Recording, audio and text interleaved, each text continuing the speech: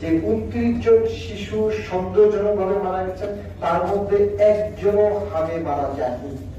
আপনাদের এই আলোচনায় যেটি এসেছে যে দেখেন, আমি নিজেও রাজশাহী মেডিকেল কলেজ পরিদর্শনে দিয়েছিলাম এবং আপনারা সকলেই জানেন যে একটি মিডিয়াতে এসেছে যে 33 জন রাজশাহী মেডিকেল কলেজে মারা গেছেন বাচ্চা শিশুরা।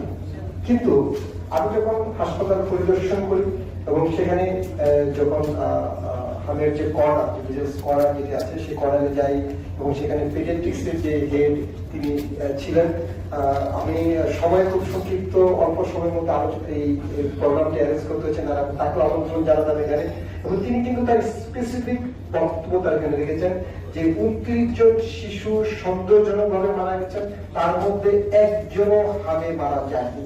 তিনি কিন্তু কথাটি স্পষ্ট বলেছেন। আপনারা সকলেই দেখেছেন, মিডিয়ার মাধ্যমে আপনারা সকলেই সেটি দেখতে পেয়েছেন।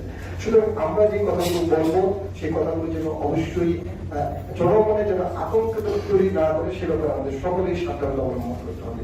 আমি প্রথমে যে অর্গানাইজেশনগুলোকে ধন্যবাদ জ্ঞাপন করেছি, তার মধ্যে ওয়ার্ল্ড হেলথ অর্গানাইজেশন, যারা বাংলাদেশে দীর্ঘদিন যাবৎ তাদের বাংলাদেশ পর থেকে তারা কাজ করছেন এবং সেখানে তাদেরকে আমন্ত্রণ জানাতে হবে অনেক প্রসিডিউর মেনটেন করতে হয় এবং তারা অনেক প্রসিডিউরের মাধ্যমে আমাদের এখানে এসেছেন এবং আমাদের ওয়ার্ল্ড হেলথ অর্গানাইজেশনের একজন উচ্চপদস্থ কর্মকর্তা তিনি অলরেডি অনলাইনে এসে আছেন সুইজারল্যান্ড থেকে।